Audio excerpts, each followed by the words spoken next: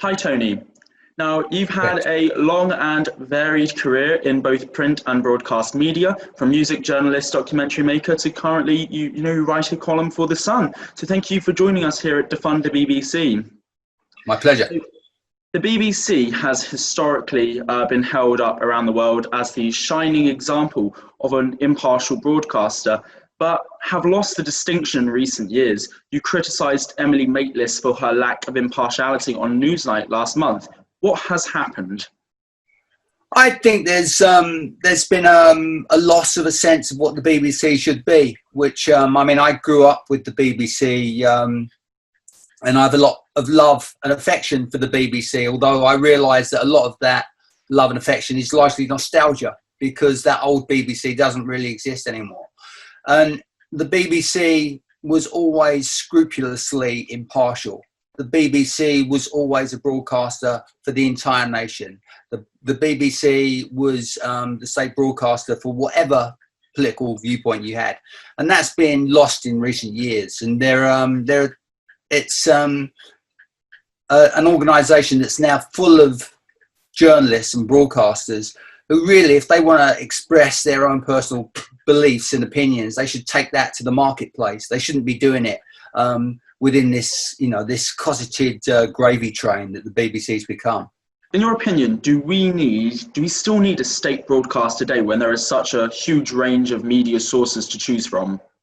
I think even if the BBC was still scrupulously impartial, it would be questionable in the 2020s whether it still has a place and still has that, still has the moral weight to demand a compulsory TV tax from everybody in the land. I think that would still be debatable when people are getting their drama from Netflix and Amazon Prime, when people are paying subscriptions, paying money to watch sport on Sky and BT.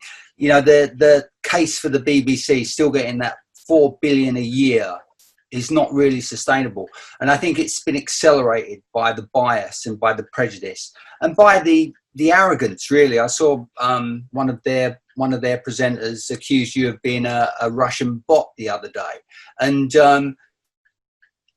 a degree of humility would be in order. A degree of humility, a degree of understanding that they're about as relevant to the 21st century as banana rationing. That would go a long way if they could, because there's still a lot of goodwill towards the BBC. There's still a lot of goodwill, especially from older people like me that grew up when it was the only show in town. I've got a 17-year-old daughter and she doesn't watch TV, let alone the BBC. So it's for the generation that's coming up now.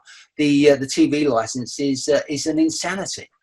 You brought up Dan Walker, obviously. I think he regarded someone who questioned his funding as being a Russian bot. I think it rather epitomises the whole attitude the BBC have to anyone that kind of speaks out to them, wouldn't you say? Yeah, and they've got a lot to protect because there are a lot of quite ordinary and mediocre talking heads and presenters and broadcasters up there that would command nothing like the salaries that they're pulling down from the BBC. There are really very, very ordinary journalists and broadcasters working at the BBC. If they took those talents out into the marketplace, they would struggle to get anything like that. And I'm a newspaper man. I'm an old print guy.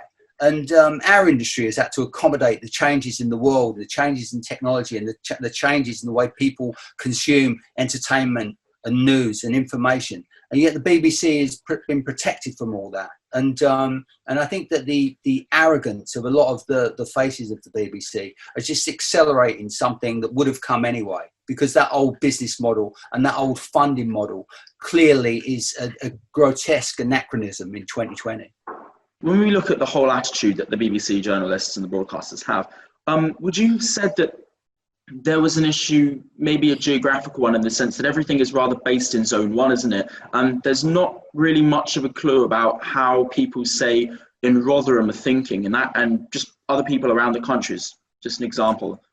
Well, I'm sure the BBC think that they're very conscientious about diversity, but having a few presenters of ethnic minorities doesn't make it a diverse organisation. There's absolutely no diversity of opinion. I mean, I've got an awful lot of friends that work for the BBC, and they all vote the same way. They all believe the same things. They've all got the same, acceptable prejudices.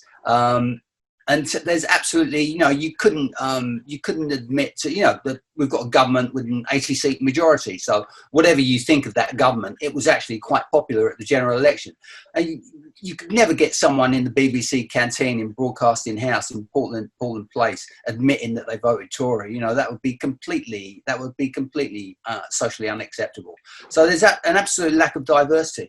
And the BBC has been a fool to itself, really, because I think if it had had a little bit more humility, if it had allowed a little bit of space for other opinions, if there had been a bit less arrogance, then they could continue to pull down these six-figure salaries forever. Yeah, I mean, it's interesting you bring that up. I remember reading your column in The Sun about the BBC a few months ago, and you mentioned there was a true lack of imagination over at the BBC. How do you think the BBC can regain that sense of imagination? Well, I don't think they can, because they treat the national debate as though it's a dinner party in Islington, as though there are a certain preconceived set of notions and beliefs that are shared by 60 million of us, and it's not the case. So I think it's a bit late now. I think it's a bit late now to recover. And as I say, I speak of someone that grew up with the BBC, and to me, the BBC is Top of the Pops on Thursday night, and Harry Carpenter and Kenneth Waldenholme and David Attenborough and all that stuff. But that old BBC doesn't really exist anymore. It's the funding model doesn't work. And even if that old benign, impartial BBC still existed, it would struggle to make a case for that $4 billion a year that it pockets. There's an enormous amount of waste, and it actually does a lot of damage to the wider communications industry, because we used to have a local newspaper industry in this country. We haven't got it anymore, because people can go to the BBC website and they can get news from there, and the BBC pillages the stories and the ideas and the comment in national newspapers. And as a print man, as a newspaper man, I think we've got an incredibly vibrant newspaper industry in this country. And I think it's worth protecting. I think it's worth respecting.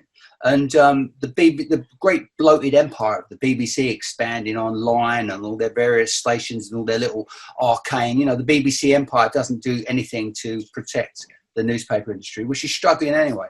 Can the remit of the licence fee covering all TV, not just BBC content, still be justified in this day and age?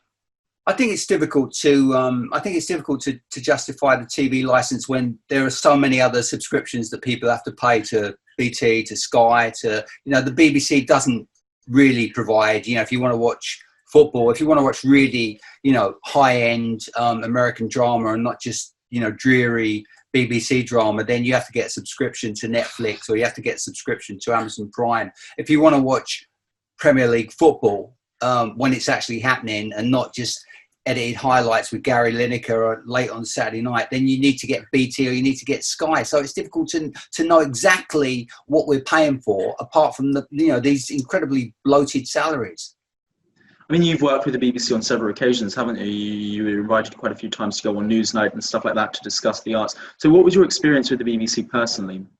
No, my experience with the BBC was very benign, but that was largely in the last century. That was when you were allowed to believe other things, that you weren't automatically a wicked person if you believed something other than what the person sitting next to you believed. So it was I think I probably saw the last of the golden days. I've got very happy memories of working at the BBC. I did a little late night TV show every Thursday night for 6 years, and it was I think there was more genuine diversity at that time. There was an acceptance that people actually have different views, and there was a very, very British understanding that you could agree to disagree, which seems to have been lost. There's a kind of hectoring tone now. There's a lecturing tone. There's a cancelling culture. There's a culture of, denouncing people for having the incorrect beliefs, not different beliefs from you, but incorrect beliefs. You spoke about the British culture we've got going on, and obviously Gary Lineker just a few days ago, I think he shared a post from someone and that he criticised, and he said, it's always the ones with the Union Jacks in their bio. And it's that kind of mentality, isn't it? I noticed that too, yeah. And I was looking at that yesterday, and someone said, yes, Gary, the old butcher's apron, as it's called. And, you know, this is an incredibly limited and corrosive belief that the Union flag, whatever your political belief is, that the Union flag can be called the butcher's apron, as though we're responsible for all the ills of the world and all the wickedness and in the past. And it's just, you know, I just think he should, you know, take his cheese and onion crisps and sling his hook. He's an ex-footballer. You know, we don't need an ex-footballer to put the world to rights. Sorry, Gary, we really don't. Thank you very much for your time. I'm just going to leave you with one final question. Will you be cancelling your TV license? I don't really see there's any reason to keep it, because I'm, you know, I watch I've just enjoyed Little Fires Everywhere on Amazon Prime. I'm looking forward to the football at the weekend on BT and Sky. You know, I'm a Netflix. There's you know, there's some great stuff on Netflix coming up. You know, it's a thing of the past, the old license fee.